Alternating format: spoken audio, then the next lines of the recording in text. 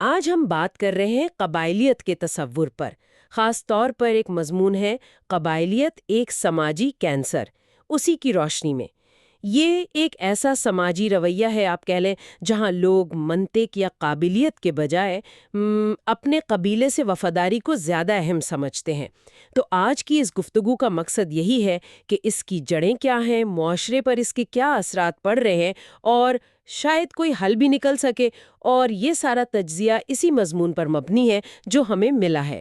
تو آئیے اس موضوع میں تھوڑا گہرائی میں اترتے ہیں۔ جی بالکل۔ دیکھیں، قبائلیت کی جڑیں تو بہت پرانی ہیں۔ قدیم معاشروں میں جب ریاستیں نہیں تھیں تو لوگ تحفظ کے لیے، اپنی بقا کے لیے گروہوں میں یعنی قبیلوں میں رہتے تھے۔ یہ ایک طرح کا آپ کہہ لیں فطری حفاظتی نظام تھا۔ لیکن پھر وقت گزرا، ریاستیں بنی، قوموں کا تصور آیا، تو یہ قبائل آہستہ آہستہ بڑے سماجی ڈھانچوں میں ضم ہوتے گئے، اور اس سے پھر منظم معاشروں کی بنیاد پڑی۔ یہ بہت اہم تاریخی پس منظر آپ نے بتایا، لیکن مضمون یہ بھی کہتا ہے کہ یہ تبدیلی ہر جگہ ایک جیسی نہیں ہوئی۔ جیسے ترقی یافتہ ممالک ہیں، وہاں قومی شناخت اتنی مضبوط ہو گئی کہ قبائلی وفاداری بہت کم ہو گئی، لیکن کئی ترقی پذیر معاشروں میں، جیسے پاکستان کے بھی کچھ علاقے ہیں، وہاں یہ آج بھی بہت طاقتور ہے۔ اور دلچسپ بات یہ ہے کہ جو چیز کبھی تحفظ کی ضرورت تھی، وہ آج اکثر دوسرے گروہوں کے لیے ایک منفی جذبے، ایک مخاصمت میں بدل گئی ہے۔ جی ہاں، اور یہی منفی پہلو یہ بہت تشویشناک ہے۔ مضمون بھی یہی کہتا ہے۔ یہ معاشرے کو سیدھا سیدھا ہم اور وہ میں بانٹ دیتا ہے۔ اس سے قومی یکجہتی، جو سماجی ہم آہنگی ہے، اس کو بہت نقصان پہنچتا ہے۔ اور سب سے بڑا مسئلہ، جو شاید سب سے خطرناک بھی ہے، وہ ہے میرٹ کا خاتمہ، یعنی قابلیت کی قدر نہ رہنا۔ جب آپ عہدے، وسائل، سب کچھ صرف قبیلے کی بنیاد پر دیں گے، قابلیت کی بنیاد پر نہیں، تو ظاہر ہے نااہل لوگ آگے آئیں گے۔ اس سے ادارے کمزور ہوتے ہیں، پسماندگی بڑھتی ہے، جہالت، غربت، اور یہاں تک کہ لڑائی جھگڑے اور تنازعات بھی اسی وجہ سے ہوتے ہیں۔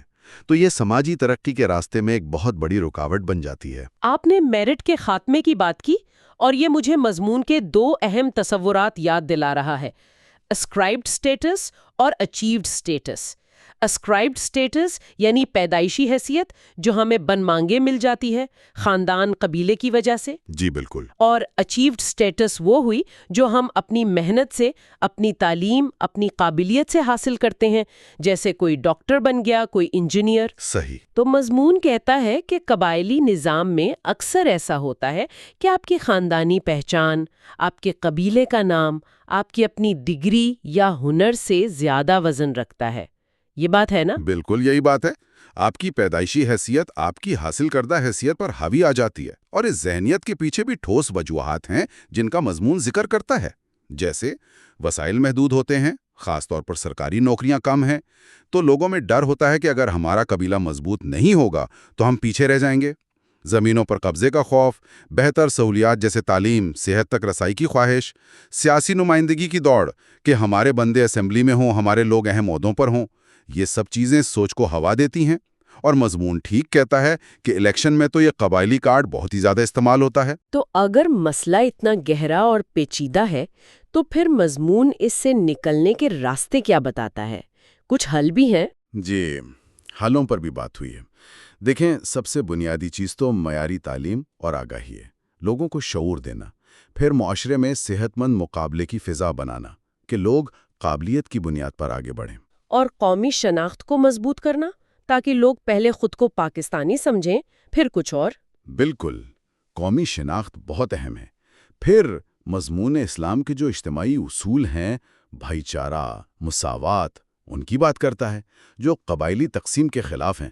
والدین کا کردار بھی اہم ہے کہ وہ بچوں میں تنگ نظری کی بجائے وسیع نظری پیدا کریں۔ اور سیاسی جماعتوں کا بھی تو کردار ہوگا۔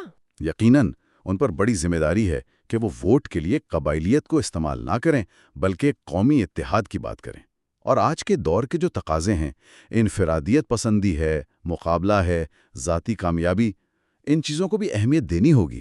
اچھا، تو اگر ہم اس ساری بات چیت کا خلاصہ کریں تو لبے لباب یہ ہے کہ قبائلیت، ٹھیک ہے، اس کی تاریخی جڑیں ہیں، لیکن آج کے دور میں یہ ایک رکاوٹ ہے۔